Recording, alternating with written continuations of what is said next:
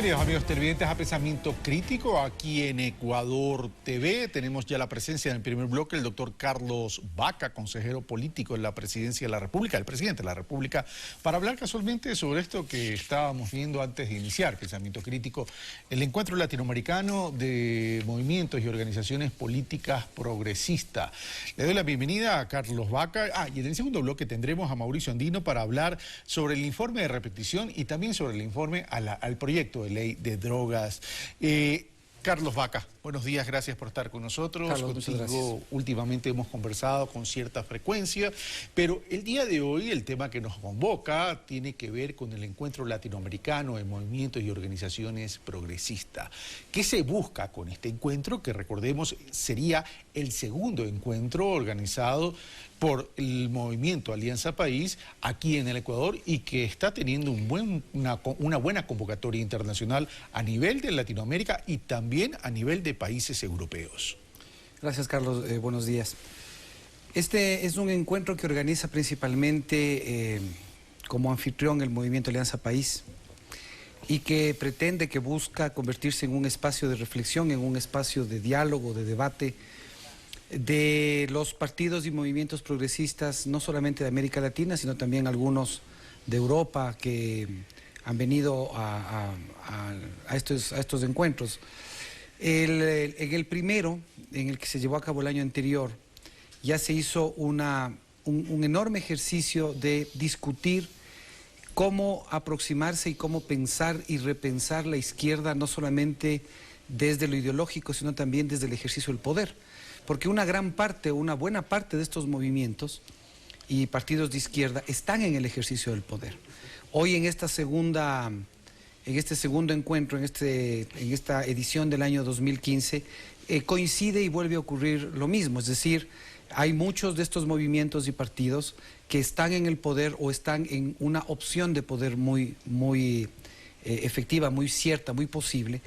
Y eso hace que la discusión sea una discusión mucho más enriquecedora, porque ya no es solamente la discusión ideológica, sino además la discusión desde la praxis, desde la pragmática. Desde el ejercicio del poder, cómo se ejerce desde la óptica de la sostenibilidad. Ahora, vamos por parte, Carlos.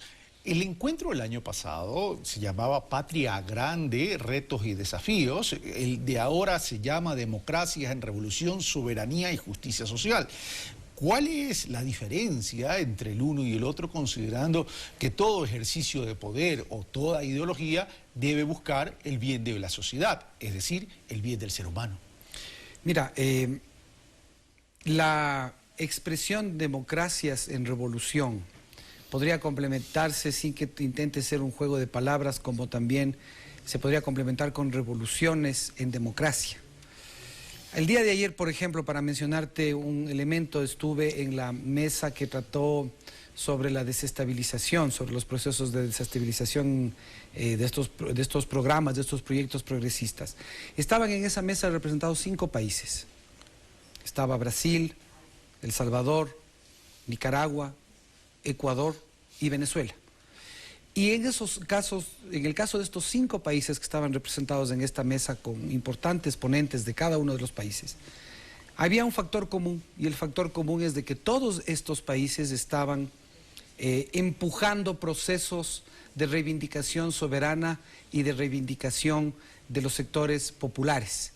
Estaban reivindicando un proceso de izquierda latinoamericana, de una izquierda y de un progresismo distinto del de los libros de los manuales del siglo XVIII y XIX, siglo XIX principalmente. Y todos enfrentaban los mismos problemas. Todos enfrentaban un problema de desestabilización, un problema de cerco mediático, el problema de guerra económica, el problema del manejo de una oposición antidemocrática. Te quiero plantear algo preciso. A ver, para algunos puede haber una hipersensibilidad o una especie de paranoia de los movimientos de izquierda, y para los movimientos de izquierda se está viviendo es un enfrentamiento contra un neoliberalismo regional en ese sentido. Es decir, estos procesos de desestabilización, a tu criterio, se podrían estar dando porque básicamente se están afectando los intereses de concentración de capital. Se dan efectivamente porque hay una disputa de la hegemonía del neoliberalismo y del capital en estos países en América Latina. Es decir, es indudable, Carlos. A ver, puede pensarse que la protesta o la oposición se piensa que es paranoico, que se podría pensar que es una desestabilización. Fíjate, ayer los 5 coincidían en que todas las estrategias que se habían desplegado y se seguían desplegando en estos 5 países eran exactamente las mismas, eran exactamente iguales, porque hay una disputa de ese pensamiento hegemónico. Es decir, ese pensamiento que desde lo político, desde lo económico, desde lo social, desde lo cultural, te dicen, así es como ustedes deben pensar. América Latina reacciona, muchos países de América Latina reaccionan y dicen, nosotros vamos a disputar esa hegemonía, nosotros no estamos de acuerdo con esa hegemonía y vamos a plantear un modelo de desarrollo propio, vamos a plantear soberanía y vamos a plantear una nueva forma de gobernarnos y una forma de gobernarnos que principalmente se enfoque en el interés colectivo, como preguntabas tú en la interrogante anterior.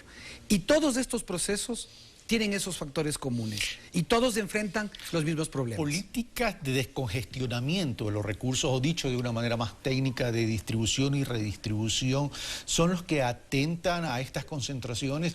Tuve la oportunidad de entrevistar a Maurice Lemoine, ex jefe de redacción francés, de Le Monde Diplomatique, el día lunes, y él ponía como ejemplo, en 1980 América Latina tenía 120 millones de pobres, en las finales de la década de los 90 tenía 225 millones de pobres. Eso implica la necesidad de luchar contra esa concentración de riqueza a través de políticas públicas orientadas a lo social. ¿Y ese es el punto de quiebra de esta discusión de la geopolítica? Por supuesto, ese es el punto de quiebra de la discusión geopolítica. Y planteemos el punto de quiebra de esa discusión geopolítica en 4 ejes. Digamos, tal vez el de los importantes, el que tendría una situación de mayor lejanía para la gente, pero que efectivamente determina muchísimo, el de la soberanía internacional. El de que en nuestros países tengan la capacidad de determinarse y determinar políticamente su conducta de relación interna y de relación externa con otros estados. El de la política económica. Recuerda el país qué es lo que ocurría antes del gobierno del presidente Rafael Correa. Los fondos petroleros eran para pagar intereses de la deuda externa y esos fondos eran creados por leyes aceptadas y aprobadas por el Congreso Nacional de ese entonces. Un juego de los papeles de deuda que incluso circulaba. Los juegos de deuda. Recuerda el escándalo que era con relación al tema de los bonos Brady y de los bonos Global. Es decir, toda la economía giraba alrededor de los intereses internacionales. Pero eso no está cambiando en este momento en el mundo, porque cuando uno ve un Papa Francisco con el discurso que tiene, cuando uno ve los discursos que se han dado en Naciones Unidas ahora y que todo el mundo está hablando de la necesidad de crear desarrollo sustentable con base a la erradicación de la pobreza, a la protección del medio ambiente, y el Papa da un paso más adelante en este tema, que a partir de su fuerza moral dice: ese bienestar del ser humano debe estar sustentado en techo, trabajo y tierra. ¿No está cambiando algo en el mundo? Está cambiando en la virtud en la que hay voluntad política de los países de hacer, no de decir. Es decir, es exactamente la misma discusión ideológico-liberal de la libertad que se establecía como una gran categoría de la cual la gente más pobre no sabía siquiera que existía.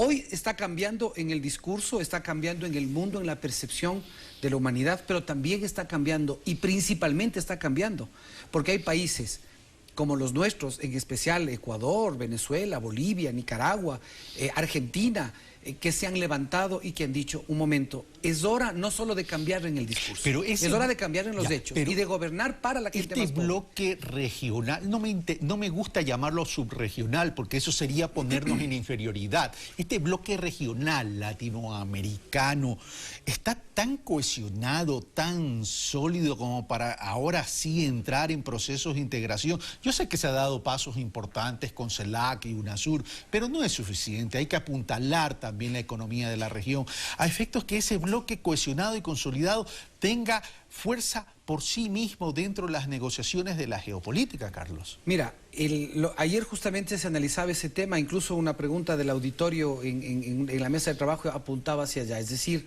la auténtica y la verdadera emancipación va a nacer de una integración política, pero principalmente de una integración económica de este bloque de países.